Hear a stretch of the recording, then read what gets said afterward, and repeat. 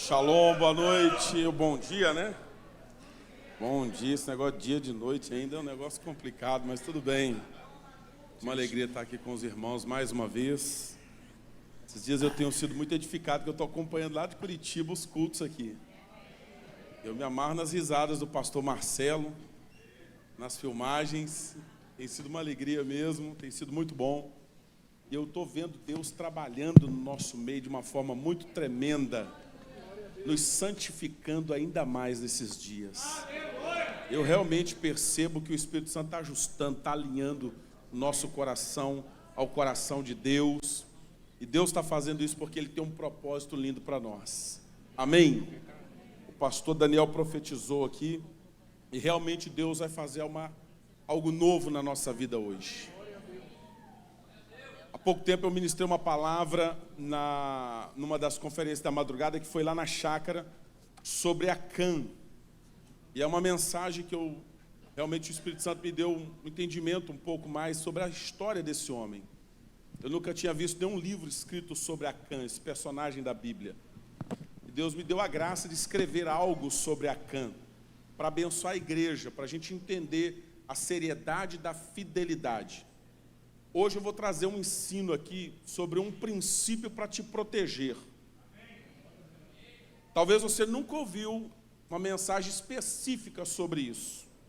Mas é bom que a gente ouça e receba, para que nós tenhamos a consistência da revelação e façamos o que nós temos que fazer, não por mero impulso, mas por entendimento, com entendimento do princípio. Eu vou falar sobre um princípio de proteção e cuidado, um princípio que protege a nossa vida, chamado princípio da prestação de contas. Aleluia!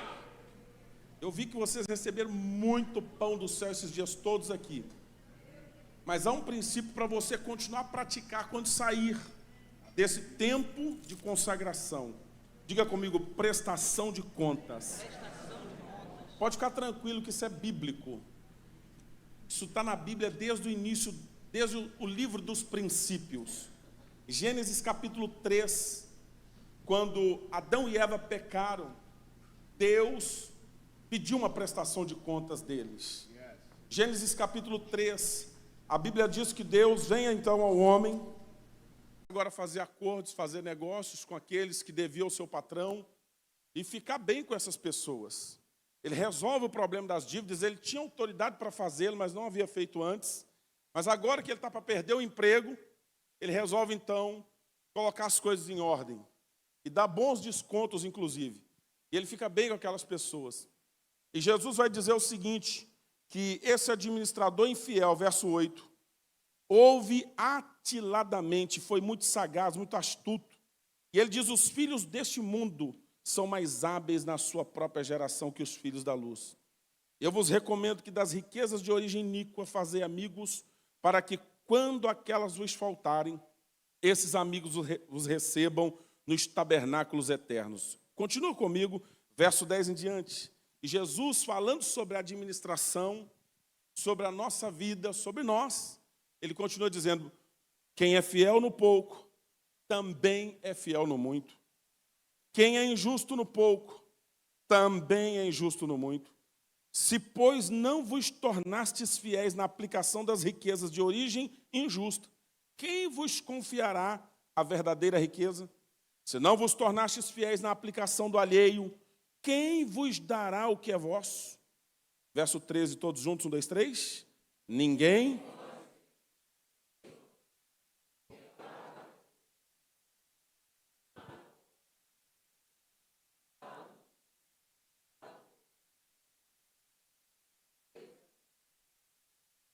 Deixa eu te fazer uma pergunta aqui com muito carinho, com muito amor. Você tem sido fiel a Deus? Não precisa me responder, eu quero que você reflita sobre isso. Na administração de tudo quanto Deus tem te confiado, reflita sobre isso. Na verdade, não existe nada nosso, tudo é de Deus. Somos apenas mordomos. E como mordomos, vai chegar o dia em que o Senhor de tudo vai nos pedir contas da nossa administração. É isso que o texto está mostrando. E quem é que vai ficar bem nesse dia? O fiel. Aquele que foi fiel em todo o tempo. Porque foi fiel quando estava no pouco e mesmo quando estava no muito, se manteve fiel. Deus quer que cada um aqui seja aprovado. Que nenhum de nós sejamos reprovados, porque colocamos um outro Senhor no nosso coração. Quem entendeu, diga amém. Em segundo lugar, existe uma prestação de contas do nosso coração em relação ao nosso próximo. Como é que está o teu coração em relação ao irmão que caminha ao teu lado? Aquele próximo ou aquela pessoa que muitas vezes até te causou algum dano, te ofendeu, te entristeceu. Lá no livro de Mateus, capítulo 18, verso 23. Mateus 18, 23, é um capítulo que fala sobre o perdão. Veja comigo, por favor. Mateus 18, verso 23. Já está no telão, né? Você é mais rápido que eu aqui. Vamos lá. Por isso, o reino dos céus, vamos lá?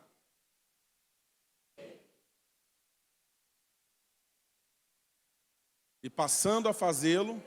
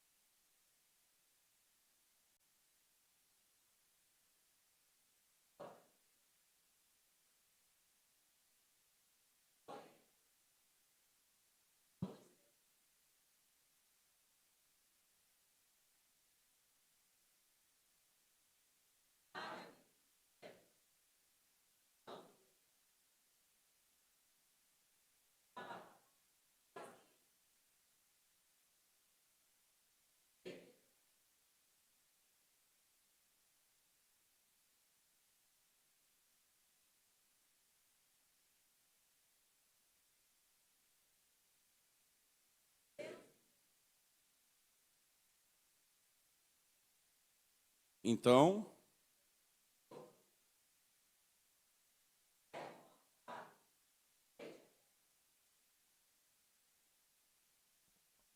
não devias tu,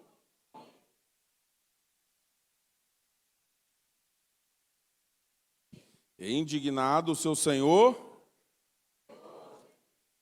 até que pagasse toda a dívida. Assim também,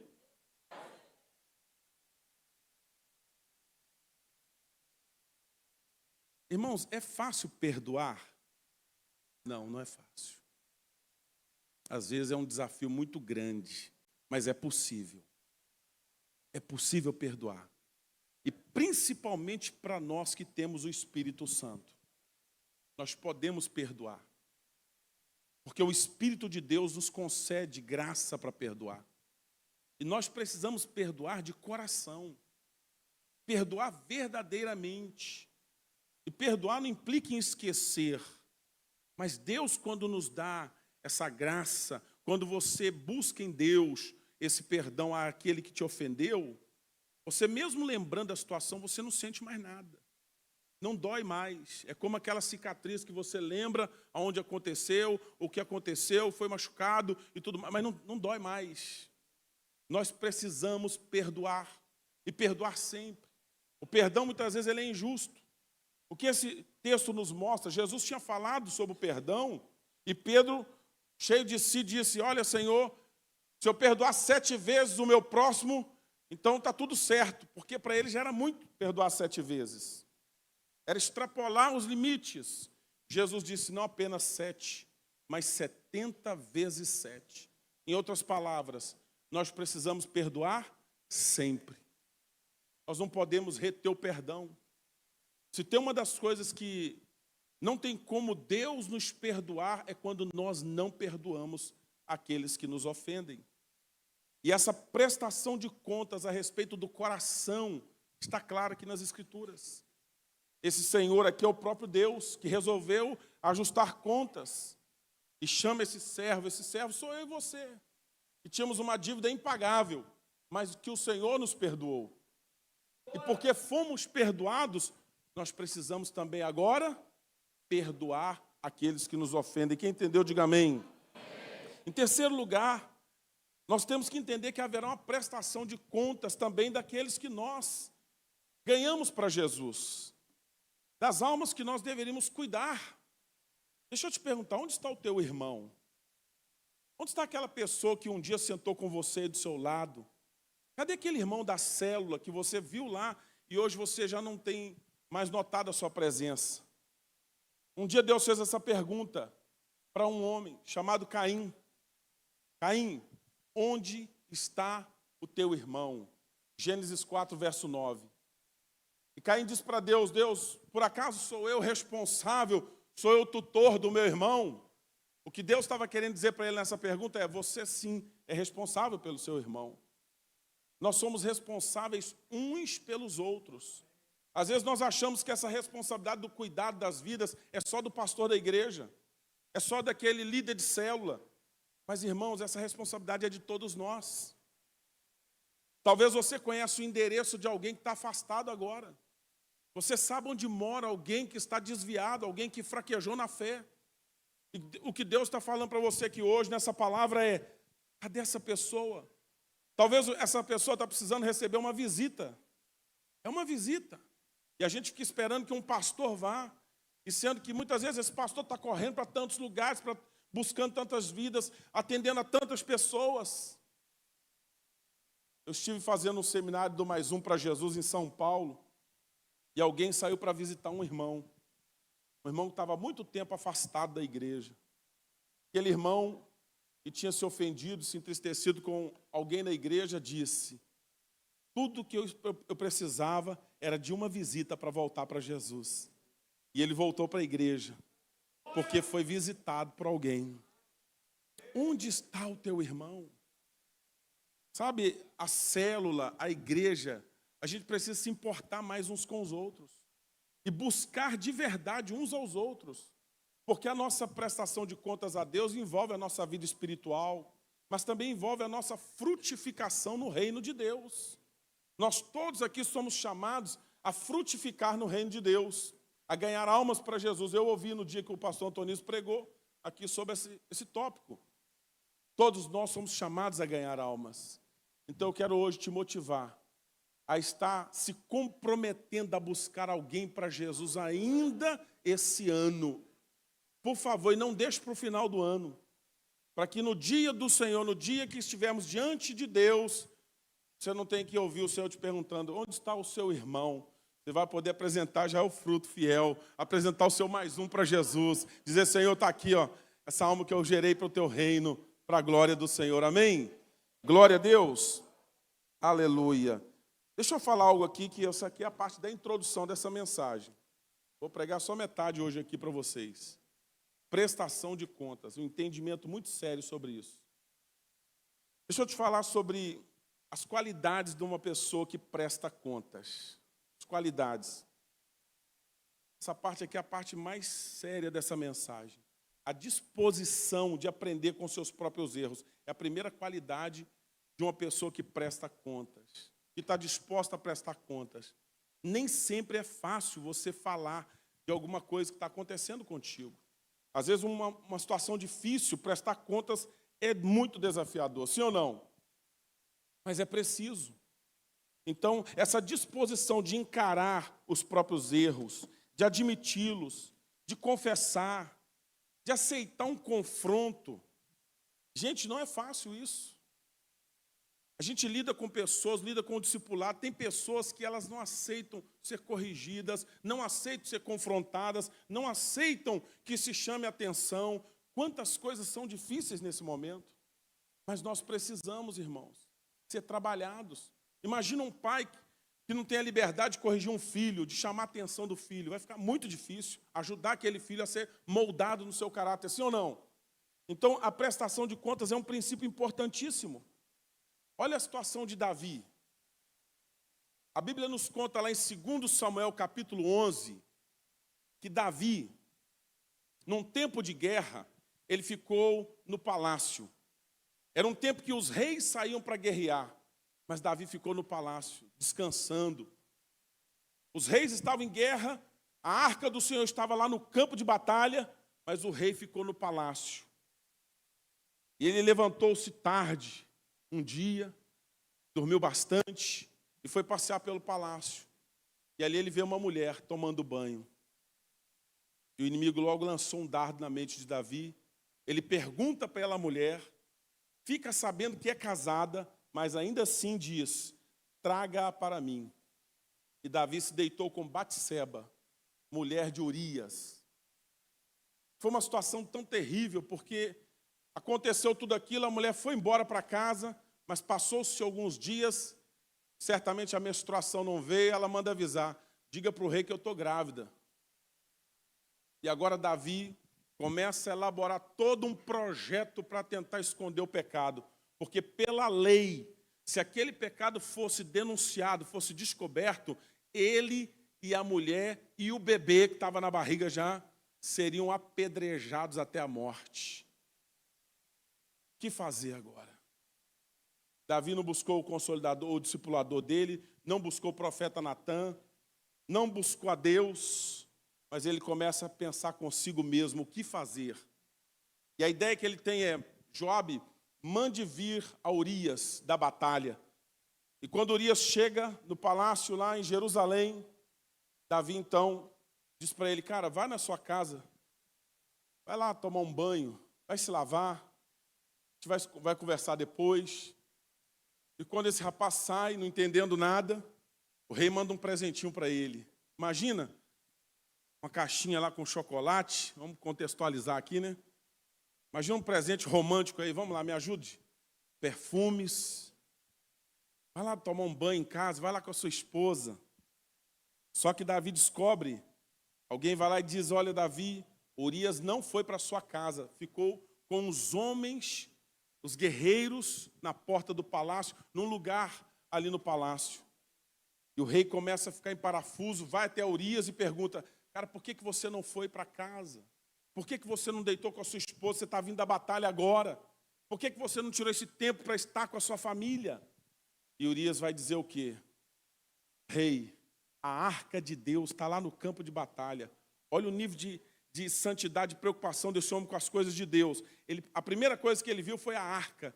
Ele diz, a arca do Senhor. Não sei se está conseguindo acompanhar aí os textos, mas é 2 Samuel capítulo 11. Ele diz, a arca, o exército, Joabe, o capitão do exército, o povo está todo mundo na guerra, no alento. Como que eu poderia ir para minha casa, ter um tempo com a minha esposa?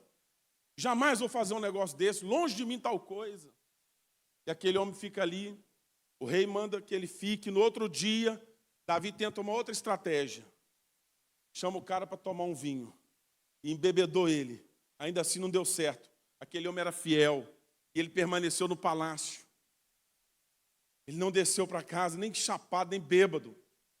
E Davi, então, vendo que nada do que ele estava tentando estava dando certo, ele entendeu que só tinha um jeito de resolver aquele problema. Ele escreve a carta e encomenda o homicídio do seu fiel soldado, chamado Urias. E na carta dizia, Joabe, deixa ele na frente da batalha, no lugar mais difícil, deixa ele sozinho para que ele morra, e quando tiver morrido lá, você me manda o relatório. E assim aconteceu. Urias morreu, a mulher recebe a notícia, está viúva, que o marido morreu, chorou a morte do marido. Imagina a situação de Davi agora, enquanto a mulher chora, ele está feliz que o plano dele deu certo. Ele não vai morrer apedrejado, a mulher não vai morrer apedrejada e nem o bebê que está na barriga. Ninguém ficou sabendo de nada, o plano deu certo. Davi assume essa mulher como sua esposa. A Bíblia fala que daí a pouco, passou-se os meses, nasce um menino e Davi está quietinho na dele. Caladinho, sossegado, tranquilo, mas a Bíblia diz que aquilo que ele fez pareceu mal aos olhos de Deus. Agora deixa eu te mostrar uma coisa aqui. Se Davi morresse no pecado como ele estava, ele iria para o céu ou para o inferno? Ele iria para o inferno. O que é pior, ser confrontado ou ir para o inferno? Toda a vida ir para o inferno. Se ele morresse daquele jeito, todo o relacionamento dele com Deus não ia adiantar de nada. Ele ia descer para o fogo do inferno. Mas Deus amava Davi. E Deus esperou um tempo para ver se Davi se aproximava, se achegava para pedir perdão, confessar, pedir, Deus me perdoa, pequei.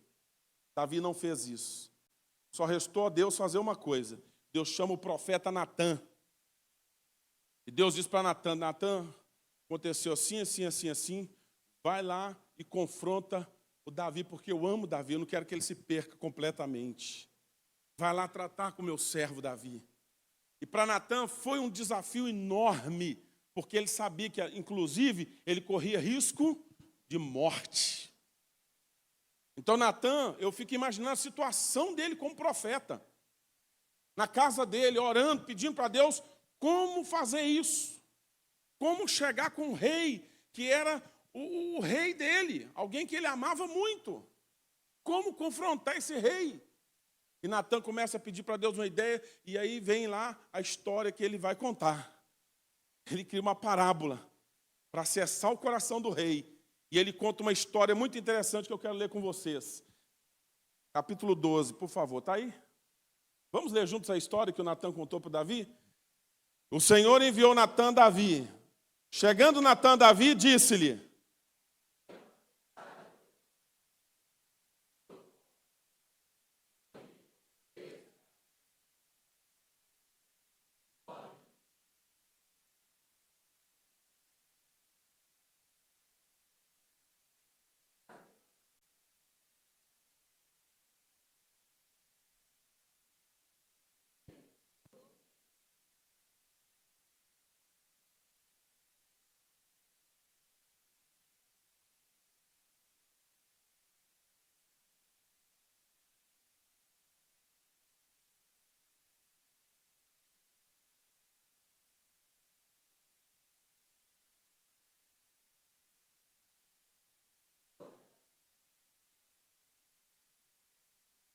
e disse a Natã: tão certo como vive o Senhor, o homem que fez isso deve ser, e pela cordeirinha restituirá 4 vezes, porque fez tal coisa e porque não se compadeceu.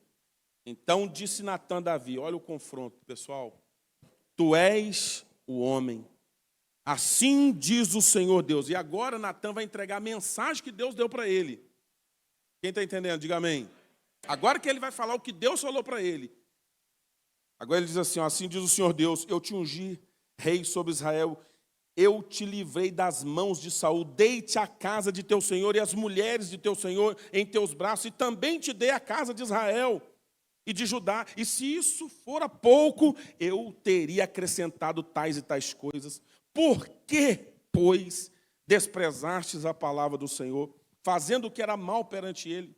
A Urias o Eteu feriste à espada e a sua mulher tomaste por mulher, depois de o matar com a espada dos filhos de Amon. Agora, pois, não se apartará a espada jamais da tua casa, porquanto me desprezaste e tomaste a mulher de Urias o Eteu para ser tua mulher. Assim diz o Senhor, eis que da tua própria casa suscitarei o mal sobre ti, e tomarei tuas mulheres à tua própria vista, e as darei a teu próximo, o qual se deitará com elas em plena luz deste sol. Porque tu fizeste em oculto, mas eu o farei isto perante todo Israel e perante o sol. Então disse Davi a Natã, olha a atitude de Davi, gente. Gente, pega isso aqui, por favor, gente. Deixa eu falar para vocês, eu tenho mais de 100 mensagens guardadas nos meus e-mails lá, tá? Mas eu passei um tempo orando a Deus. Deus, o que o Senhor quer que eu fale? O que o Senhor quer que eu ministre? E não vinha outra coisa a não ser essa mensagem. Prestação de contas. Eu não posso desobedecer o Espírito Santo. Eu sei que essa mensagem vai abençoar a tua vida a partir de agora. Veja a atitude de Davi, a disposição de Davi de se arrepender. Rapaz, como é que pode? Deus está falando comigo, Deus está me confrontando, usando o meu pastor, usando o meu líder, usando um homem de Deus, eu ainda vou bater de frente. É ir para a morte, gente. Mas tem gente que faz isso. Tem gente resistindo ao Espírito de Deus. Olha a atitude de Davi. Pequei contra o Senhor. Vamos lá? Pequei.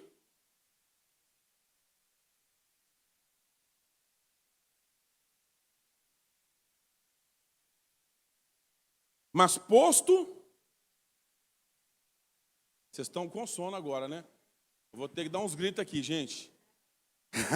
Por amor. Mas posto que deste motivo a que blasfemasse os inimigos do Senhor, também o filho que te nasceu morrerá. E o Natã rapou fora. Já entregou a mensagem, cascou fora, que o confronto foi difícil. Eu quero que você entenda no nome de Jesus que Deus cuida da nossa alma quando o nosso líder, usado pelo Espírito, nos confronta em alguma área. Um dia eu expulsei um demônio de uma mulher lá na igreja. Ela nunca mais pisou na igreja por causa da situação da libertação. Você imagina que nível de carnalidade? Expulsei o demônio da pessoa, ficou liberta, não voltou mais. Nunca vi isso na minha vida. Foi só uma vez também. Espero não ver nunca mais. Eu já conversei com pessoas com tanto amor tentando ajudar e a pessoa não entendeu. Irmãos, nós estamos numa visão de discipulado, numa visão de cuidado espiritual, uma visão de amor. Irmão, não tem quem não peque, não existe isso. Pastor peca também. Todos nós estamos juntos nesse processo de trabalhar de Deus, nesse agir de Deus, todos nós. Tolos são aqueles que agem com soberba e orgulho. Deus quer cuidar da nossa vida, quem entendeu, diga aleluia. Deus nos ama. Gente, o oposto de Davi é Saul, é o oposto total. Se Davi tem um coração quebrantado, se Davi é um cara que se humilha, se arrepende, reconhece seus erros, vai para Deus com o coração quebrantado, se humilha diante do seu líder, foi para o pó, chorou, buscou a Deus. Aquele menino morreu porque Deus retirou aquela vida, porque Deus é justo. Deus é justo. Mas Deus depois vai restaurar Davi, vai restaurar Batseba, vai dar a eles um filho que vai ser o sucessor do trono. Porque o nosso Deus é um Deus que redime a nossa história quando nos arrependemos. Davi vai continuar sendo homem segundo o coração de Deus. Deus vai restaurar Davi. Davi vai ter muitas alegrias na vida. Vai ter batalhas, sim, mas teve muitas alegrias. Vai construir um templo para o Senhor. Muita coisa boa ainda vai acontecer. Então, eu quero que você entenda o seguinte. Quando nós olhamos para Saul, é o oposto. Deixa eu te falar rapidinho aqui sobre Saul, só para você nunca ser Saul na sua vida. Nunca seja Saul, em nome de Jesus. Nunca seja Saul. Saul recebe a honra de ser um rei, o rei de Israel, o primeiro dos reis ali, de Israel levantado por Deus, apontado pelo próprio Deus. Deus o levanta. Numa das missões que o profeta Samuel, como autoridade espiritual, guarde isso, Samuel como autoridade espiritual, representando o sacerdócio, representando o profético, diz para ele, cara, tem uma guerra, mas você fica aí, aguarda 7 dias, porque eu venho para apresentar um sacrifício e a gente vai para a batalha. Abençoado, todo mundo debaixo da proteção de Deus, abençoados por Deus. Mas espere, por favor, 1 Samuel 13. A Bíblia diz que passou 7 dias e o profeta não veio. Diga, o profeta falhou, não veio. Ah, que baita argumento agora para a gente poder fazer as coisas, né? E depois dizer ainda assim, você não cumpriu sua parte, profeta. Eu acho impressionante essas coisas na Bíblia. A Bíblia diz que passou os dias e o profeta não apareceu. E a situação não estava nada boa, porque Israel estava todo mundo com medo, o pessoal se escondendo em cavernas, se escondendo em covas, todo mundo assustado, porque o inimigo estava vindo. Os filisteus estavam já se aproximando. E Saul, então, diante da pressão do momento, o que é que ele faz? Ele oferece o sacrifício, usurpa a autoridade sacerdotal e profética. Faz o que Deus não o comissionou para fazer. Toma o lugar do sacerdote e do profeta. Oferece o sacrifício para Deus. E dizendo para o povo, está tudo certo agora, Deus está conosco, vamos para a luta. Só que quando ele terminou de oferecer o sacrifício, fazer o sacrifício, quem é que chegou? O homem de Deus, Samuel. Situação complicada, né? Chega o Samuel, e a primeira pergunta da prestação de contas que Samuel faz é, o que você está fazendo? O que você está fazendo? O que é isso? Mas tem muita gente, guarde isso, guarde essa frase não é minha não, viu? Mas muitas vezes nós somos bons em argumentar, mas somos péssimos em nos arrepender. Somos bons de argumento, e quem é bom de argumento é ruim de arrependimento. Então, no nome de Jesus, não seja um Saul, um argumentador. Se Deus usar um líder para te confrontar, irmão, guarda o coração em Deus, vai para o pó logo, é melhor. Gente, escuta aqui, eu sei que vocês riram bastante outro dia com a pregação do pastor Ivan, que eu assisti tudo, estava maravilhoso. Mas deixa Deus me usar aqui para te trazer esse princípio com muita seriedade e firmeza para te abençoar. Pessoal, quando o homem de Deus chegou e perguntou, o que você está fazendo? O que é isso? Em vez de ele dizer, rapaz, eu fiz o sacrifício, achei que você não vinha mais, me perdoa, caí no pó, se arrepender, reconhecer o erro, não. Ele sabe o que aconteceu, Samuel? É o seguinte, o pessoal aqui já estava todo mundo com medo e a turma já está dando no pé. O povo de Israel já estava se dispersando, se espalhando. Segundo, cara, você não veio nos dias aprazados. Tu não cumpriu o horário, tu não chegou nos dias. Eu esperei 7 dias. Você falou 7, mas você não apareceu. Parece que o argumento dele é tão poderoso, né?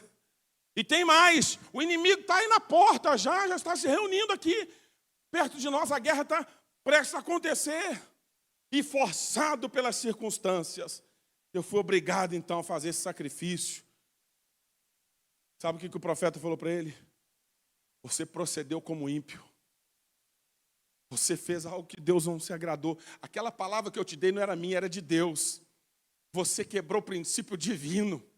E porque você não obedeceu, você deixou de confirmar a bênção. Escuta isso para você não perder a prosperidade na sua vida. Você perdeu o seu lugar como rei. Deus teria confirmado o teu reino hoje, mas por causa disso, você perdeu. Deus já está levantando um outro aí no seu lugar. Diga comigo, mas Deus é muito bom, misericordioso. Sabe o que Deus fez com Saul? Deu uma segunda chance para ele. Talvez tenha gente aqui hoje, Deus está dando uma segunda chance e trazendo esse ensino para a gente vencer e crescer muito e prosperar muito em nome de Jesus. Escute isso, Deus dá uma segunda chance para ele. Deus se lembrou de uma situação dos amalequitas, um caso antigo, e Deus queria destruir os amalequitas, porque se colocaram na frente do Senhor, interpondo-se no caminho quando Israel saiu do Egito, e ninguém fica na frente de Deus, ninguém se mete na obra de Deus, ninguém se coloca no caminho do Senhor para tentar impedir a obra de Deus e fica de pé. Deus falou, eu vou eliminar os amalequitas da face da terra. E Deus lembrou dessa promessa. E falou, Saul, eu vou te usar para fazer isso. Vou te dar mais uma chance. Samuel, diga para Saul matar todo o povo de Amaleque, não deixar nada nem ninguém. Mata os animais, mata a mulher, a criança, tudo. É juízo de Deus sobre esse povo. É a vingança do Senhor. É a promessa de Deus lá de Êxodo 17 que Deus está cumprindo. Fala para ele prestar bastante atenção. Estamos lá em 1 Samuel capítulo 15. Para fazer do jeito que eu estou mandando. E Samuel foi bem criterioso. Cara, presta atenção no que Deus está falando. Você fazer do jeito que Deus está mandando. Obedecer o que Deus está falando. Explicou para ele certinho. Falou, vai lá então, faça o que Deus está mandando. Falou, pode deixar comigo. Sabe o que ele fez? Matou o povo, deixou o rei vivo. Logo o rei. Matou um monte de animais.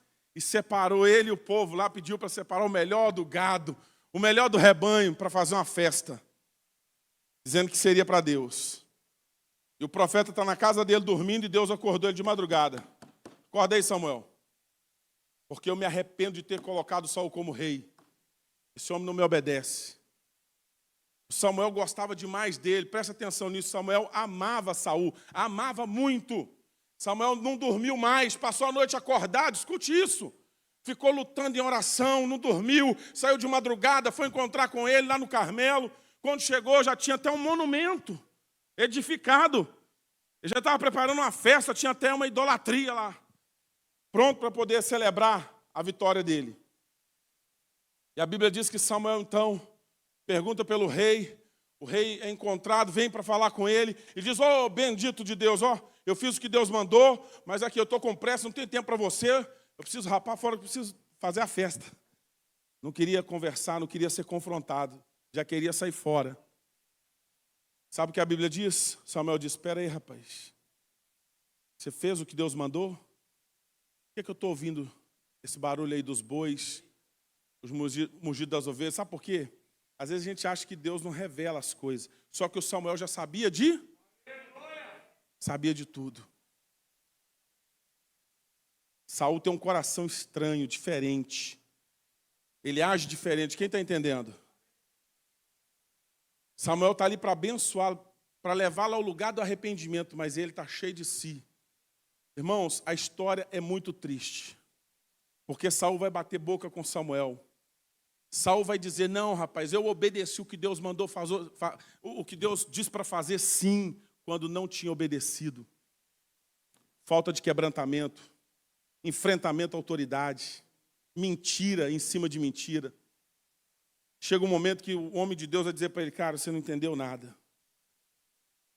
Você é obstinado. Você é um rebelde. Você não entendeu que para Deus o mais importante do que o sacrifício de tudo que você quis fazer aí é obedecer o que Deus falou. Você deixou de ser abençoado. Chega um momento que ele vai confessando as coisas aos poucos. Ele diz: mas tem um rei também que eu poupei, o rei Agag. A Bíblia diz que Samuel despedaçou aquele rei diante de Deus, tomou uma espada, apóstolo, e despedaçou o homem. Tamanha foi a indignação e a ira profética, a ponto de alguns estudiosos dizer: não foi bem assim não houve esse negócio todo, esse quartejamento aí desse rei, não. A Bíblia diz que ele despedaçou aquele rei diante de Deus. E aquele profeta Samuel, um homem de Deus, nunca mais quis se encontrar com o Saul. No final da vida, Saul está tão desesperado querendo um homem de Deus, que ele manda buscar uma bruxa para invocar o espírito do profeta, porque está desesperado. Irmão, guarde aqui hoje o que eu vou te falar. O que eu estou pregando para vocês aqui são fruto de experiências que eu tenho vivido lá no sul. Gente que eu amei muito, mas era um Saul. Gente que eu quis ajudar, restaurar, tratar o coração, levar ao lugar de arrependimento, mas enfrentou com mentiras, veio para cima, não se arrependeu. E Deus me falou: meu filho, não adianta você estar cheio de amor por essa pessoa é um Saul. É muito doído isso. Que não haja nenhum Saul aqui nessa igreja em nome de Jesus, mas que todos nós aqui sejamos como Davi. Eu vou parar aqui porque essa mensagem é muito longa, tem vários exemplos, tem vários tópicos aqui muito sérios. Eu resumi com alguns poucos aqui para trabalhar com vocês, mas eu quero deixar só o último aqui. A disposição do confronto, que a gente não vê também na vida de Caim, apóstolo. Caim foi muito privilegiado, porque o próprio Deus é quem vem com Caim, quem fala com Caim. E Caim tem uma atitude de rebeldia contra Deus. Gente, isso é muito sério que eu estou falando com vocês, sobre prestação de contas. Lembra lá em Gênesis 4, Abel e Caim ofereceram a Deus uma oferta. Só que Deus se agradou da oferta de Abel e não se agradou nem do Caim e nem da oferta dele. E Deus se agradou tanto de Abel como da sua oferta. Quem lembra disso? O Caim ficou com a cara fechada, com raiva de Deus, com raiva de todo mundo. Fechou a cara. Você sabe o que significa essa face dele fechada, entroncada ali, revoltado? Há atrás disso um sentimento de alguém que está dizendo assim: eu não sou obrigado a dar nada para Deus. Se o senhor não quer o que eu estou oferecendo, o problema é seu. Eu nem devia ter trazido nada. Eu não sou obrigado a te dar nada. E Deus vem com todo o amor por Caim, trabalhar no coração dele, dizer: meu filho, se você proceder bem, fizer o que é certo, Gênesis 4, verso 7, você vai ser aceito. Eu vou te abençoar. Mas o que Caim fez, sabe o que foi? Ele preferiu matar o seu irmão. Tamanha foi a sua rebelião. Ele não conseguiu ouvir sequer a voz de Deus. Quem está entendendo aqui a prestação de contas, como é sério? Deus disse: Caim, o diabo já está na porta do seu coração. Se você não se cuidar, sua queda vai ser iminente e vai ser muito feia. Vai ser um abismo atrás de outro abismo, um puxando o outro. Irmãos, vamos aprender esse princípio. Isso aqui que eu estou te passando é metade de uma mensagem que eu tenho no meu celular sobre prestação de contas. É um princípio para a nossa proteção e cuidado. Quem entendeu? Vamos ficar em pé em nome de Jesus. Não deixe o diabo roubar de você a bênção desse cuidado. Amém? Tem muitos exemplos na Bíblia sobre isso. Eu citei alguns. Se você quiser depois adquirir meu livro Acan ali, está ali na frente, tá bom? Deixa eu só fazer uma oração com você. Põe a mão no seu coração e pede para o Espírito Santo: Espírito Santo, em nome de Jesus, sonda o meu coração. Conhece, Senhor, os meus pensamentos. Senhor, vê se é em mim algum caminho mau e guia-me pelo teu caminho eterno. Diga: Espírito Santo, me ajuda a ser Davi. Eu sei que o confronto nem sempre é fácil. Confronto muitas vezes é difícil, mas eu preciso ser trabalhado pelo Senhor. Senhor, eu sou barro, o Senhor é o oleiro. Faz o vaso do jeito que o Senhor quiser fazer. Eu me entrego nas tuas mãos. Trabalhe em mim segundo a tua vontade, em nome de Jesus. Amém. Dá um aplauso bem forte ao Senhor e Deus te abençoe. Shalom.